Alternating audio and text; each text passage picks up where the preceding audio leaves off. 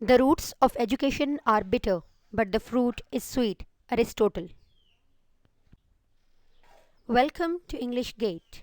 Please subscribe to our channel and press the bell icon to receive the notifications of all informative videos. This is lecture number 3, part 2. In our previous lecture, we started discussing parts of speech. In this lecture, we will continue our discussion on the remaining parts of speech. So let's start. In our previous lecture, we discussed in detail what are parts of speech, what is the definition of parts of speech, why is article no more a part of speech, and we also discussed noun, pronoun, adjective and verb in detail. Today we will be looking at adverb, preposition, conjunction and interjection. What are adverbs? अब हम पढ़ेंगे कि adverbs क्या होते हैं. Adverbs describe or modify verbs, adjectives are other adverbs. Adverbs को वजाहती अल्फाज कहा जाता है क्योंकि ये sentences में वजाहत का काम करते हैं. और किन parts of speech की वजाहत करते हैं? Verbs की, adjectives की और इसके साथ साथ दूसरे adverbs की. In our lecture number 2, we studied that adjectives are modifying or describing words. लेकिन adjectives सिर्फ और सिर्फ nouns को modify या describe करते हैं. Adverbs जैसे कि इनके नाम से जाहिर है, एक तो verbs को modify करते हैं और उसके अलावा adjective और दूसरे adverbs के meanings में भी addition करते हैं. Many adverbs end in ly but lots do not. School colleges में हमने पढ़ा है कि adverbs वो words हैं जो ly पर end होते हैं. It is true, लेकिन बहुत सारे adverbs ऐसे भी हैं जो ly पर end नहीं होते. ऐसे adverbs हम examples में देखेंगे. Adverbs tell us how, when, where, how often and how much. यानी adverbs हमें किस किस बात का आंसर करते हैं? How, manner का, when, time का, where, place का, how often and how much, frequency और degree का. Let's see examples. Luckily, there, never, today, above, very, well, soon, then, now, afterwards. If you have observed, there is only one word in these examples which is ending at ly. That is luckily. उसके अलावा जितनी भी examples हैं adverbs की, कोई भी word ऐसा नहीं है जो ly पर end हो रहा हो. अब हम sentences की form में examples पढ़ेंगे ताकि adverbs का हमें sentences में use समझ आ सके. Adverbs modifying verb. Example, he runs fast. In this sentence, runs is a verb और word fast हमें बता रहा है कि वो किस तरह दौड़ता है. So fast एक adverb है जो verb run के meanings में addition कर रहा है. Adverb modifying adjective. She is a very caring girl. In this sentence, girl is a noun. और हमने अपने lecture number 2 में पढ़ा था कि noun से पहले जो word use हो रहा होगा वो उसके meanings में addition कर रहा होगा और वो adjective कहलाएगा. So caring is an adjective. In this example, अब caring से पहले word very use हो रहा है जो caring के meanings में addition कर रहा है. So in this example, caring is an adjective और very adverb उसके meanings में addition करके उसको modify कर रहा है. Adverb modifying adverb. Example, Sarah is almost always busy in her office. In this example, always is an adverb और उससे पहले हमने एक और adverb लगा दिया almost. अब almost adverb always adverb के meanings में उसको modify या describe करके addition कर रहा है. So in this sentence, always is an adverb और almost adverb उसको मज़ीद explain कर रहा है. Position of the adverbs in a sentence. Mostly students get confused where to put an adverb in a sentence. Let's clear this confusion. We can put the adverbs at the beginning, in the middle or at the end of a sentence.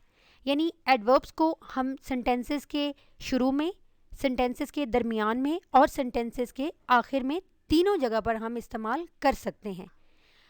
हम इस concept को examples के ज़रिए ज़्यादा clear करते हैं. Beginning. Suddenly, the baby started crying.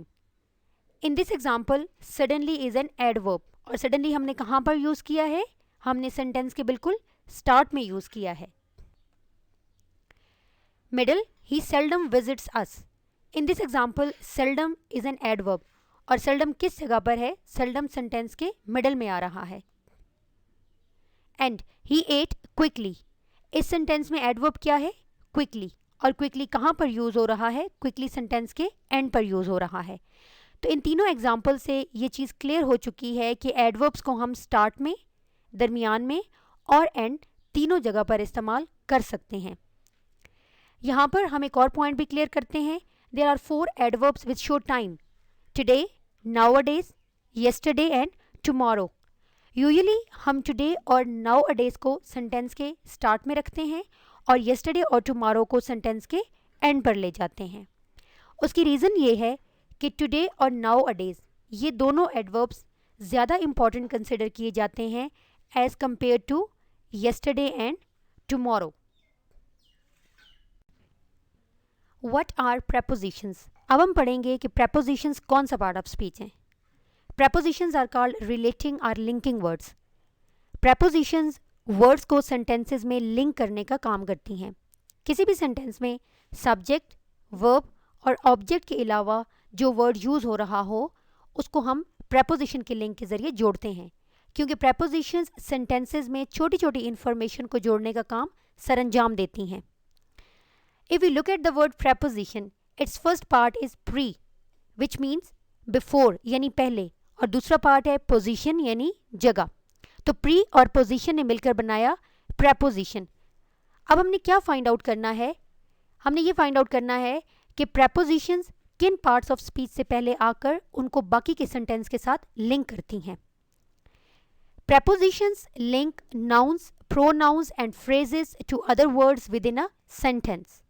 Prepositions nouns, pronouns और phrases से पहले यूज़ होती हैं और ये सेंटेंस में मौजूद बाकी के अल्फाज के साथ इन nouns, pronouns और phrases का कनेक्शन क्रिएट करती हैं. Let's see some examples.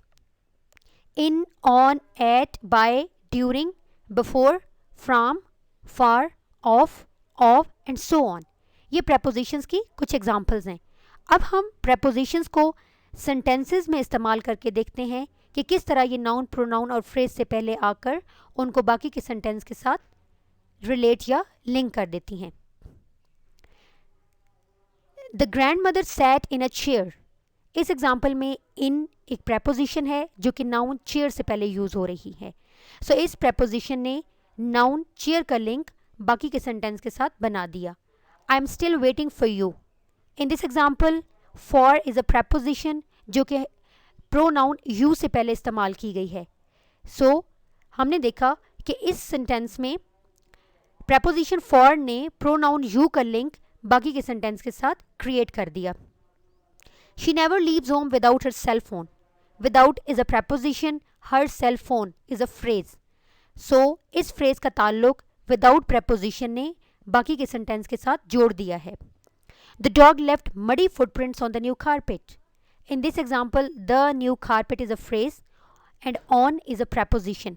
अब इस preposition on ने phrase the new carpet को बाकी के sentence के साथ relate कर दिया है. Prepositions pronouns की तरह simple parts of speech हैं, but they are quite difficult to use. The reason is we are non-native speakers of English language.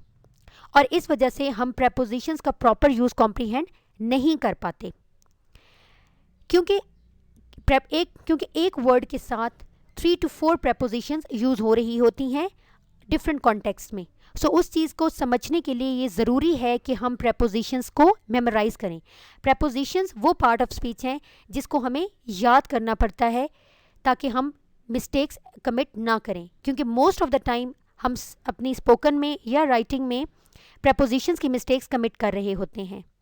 जैसे कि एक कॉमन एग्जांपल है कि हम बिलीफ, ट्रस्ट और फेथ इन 3 के साथ प्रेपोजिशन ऑन लगा देते हैं क्योंकि हम उसको उर्दू के हिसाब से कॉम्प्रीहेंड कर रहे होते हैं, जबकि इंग्लिश लैंग्वेज में फेथ, बिलीफ और ट्रस्ट इन तीनों के साथ प्रेपोजिशन इन यूज़ होती है.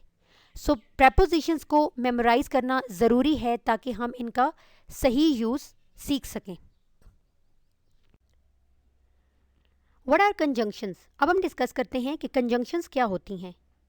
If we closely look at the word conjunction, तो इसमें जंक्शन का वर्ड यूज हो रहा है. And what is the meaning of junction? To join, joint, और टू लिंक, यानी जोड़, जोड़ना या मिलाना. जहाँ दो मकाम आपस में आकर मिल जाते हैं उसे उर्दू में जोड़ कहा जाता है.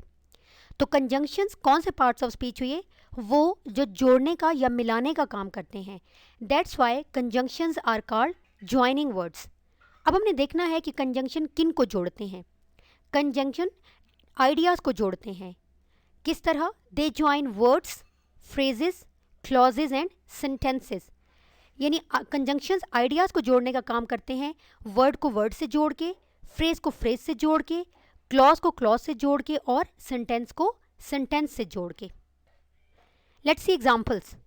But, because, so, and, or, when, before, after, as, since and so on. ये कंजंक्शंस की कुछ एग्जांपल्स हैं. अब हम आगे कुछ कंजंक्शंस का यूज़ देखते हैं. सबसे पहले हम पढ़ते हैं कंजंक्शन एंड का यूज़ क्या है. एंड को उर्दू में हम और कहते हैं. And is use to join same idea. यानी कंजंक्शन एंड का हम इस्तेमाल करते हैं जब हमने सेम आइडिया के वर्ड्स, फ्रेजेस, क्लॉजेज या सेंटेंसेस को जोड़ना होता है. Example, Ali and Ahmad are brothers. अब ये सेम आइडिया था, लिहाजा हमने अली और अहमद के दरमियान एंड यूज़ करके इनको जोड़ दिया है. Then but. बट का मीनिंग क्या होता है? लेकिन. Use to join contrasting ideas. अब बट कंजंक्शन दो ऐसे आइडियाज़ को जोड़ने के लिए यूज़ होती है जो एक दूसरे का तजाद होते हैं. She is intelligent but careless. वो ज़हीन है लेकिन लापरवाह है. यानी हमने पहले बता दिया है कि वो लड़की ज़हीन है, वो बहुत कुछ कर सकती है, लेकिन कर क्यों नहीं पा रही? क्योंकि वो बहुत ज़्यादा लापरवाह है. Use of because, since, as. ये तीनों कंजंक्शंस क्यों यूज़ की जाती हैं? They are use for reason. कोई वजह बताने के लिए इस्तेमाल होती हैं. I couldn't attend the function because I was ill. I couldn't attend the function since I was ill. I couldn't attend the function as I was ill. So, used for purpose. मकसद के लिए इस्तेमाल की जाती है. Write down my contact number so you don't forget it. कि मेरा राब्ता नंबर लिख लो, कहीं तुम इससे भूल ना जाओ. और used for choice. जब दो चीज़ों के दरमियान में से एक चीज़ चुननी हो तो हम उसके लिए और कंजंक्शन यूज़ करते हैं. आर यू कमिंग और नॉट. क्या तुम आ रहे हो या नहीं. उर्दू में और के लिए हम या का वर्ड यूज़ करते हैं. After, when, before. ये तीनों कंजंक्शंस क्यों यूज़ होती हैं? They are used to show time. I will meet him after I finish my work. I will meet him when I finish my work. I will meet him before I finish my work. अब हमने एक ही sentence में इन तीनों conjunctions को use करके ये देखा है कि किस तरह ये तीनों टाइम को रेफ़र करती हैं. कंजंक्शंस को सीखना और फिर उनका सही इस्तेमाल करना बहुत ज़रूरी है. उसकी रीज़न ये है कि हमारे सेंटेंस का स्ट्रक्चर कंजंक्शंस पर बेस कर रहा होता है. What are interjections. अब हम last part of speech interjection को एक्सप्लेन करते हैं. Interjections are expressive words. ये कौन से वर्ड्स हैं? ये इजहार करने वाले वर्ड हैं. और ये किस चीज़ का इजहार करते हैं?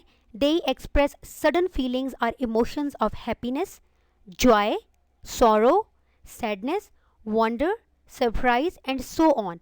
यानी इंटरजेक्शन वो वर्ड्स हैं जो हमारी स्ट्रॉन्ग फीलिंग्स और हमारे स्ट्रॉन्ग इमोशंस यानी एहसासात और जज्बात का इजहार करते हैं. और वो कौन से जज्बात या एहसासात होते हैं?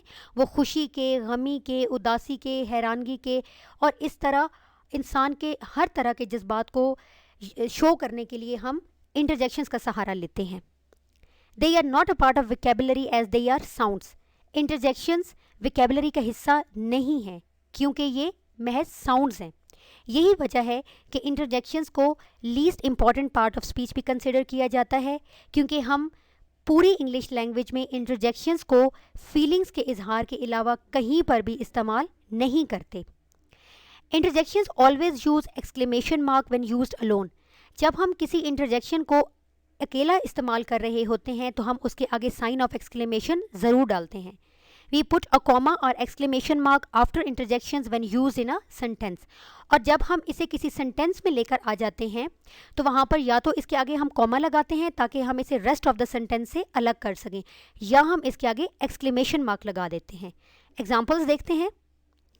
Alas, ouch, yummy. अब आप देखिए कि इन तीनों इंटरजेक्शंस के आगे साइन ऑफ एक्सक्लेमेशन यूज़ की गई है। अलास यूज़ होता है अफसोस के लिए, सैडनेस के लिए, आउच दर्द वगैरह के इजहार के लिए, और यमी जब हमें कोई चीज़, खाने की चीज़ बहुत टेस्टी महसूस होती है। आगे एग्जाम्पल्स देख लेते हैं in the form of sentences. Wow, it's an amazing piece of art. अब वाओ के आगे हमने कॉमा लगा के उससे बाकी के सेंटेंस से अलग कर लिया है क्योंकि ये एक साउंड है, एक इंटरजेक्शन है। Yahoo, I one a gold medal. Yahoo के आगे हमने साइन ऑफ एक्सक्लेमेशन लगाया है और इस तरह ये इंटरजेक्शन इस बाकी के सेंटेंस से अलग हो गई है। ह्यूमन लैंग्वेज इतनी ज़्यादा डेवलप क्यों हो चुकी है? उसकी रीज़न यही है कि इंसान ने अपने जज्बात, अपने एहसासात और अपने तासुरात को लफ्ज़ों में बयान करने का फ़न जान लिया है। हमने पार्ट्स ऑफ स्पीच की डिटेल डिस्कशन यहाँ तक कर ली है। पार्ट्स ऑफ स्पीच हमें तब ही समझ आ सकते हैं जब हम इन्हें अप्लाई करें, और अप्लाई करने का बेहतरीन तरीका क्या है कि हम जो भी पढ़ रहे हों हम उसमें से पार्ट्स ऑफ स्पीच को सर्च करें।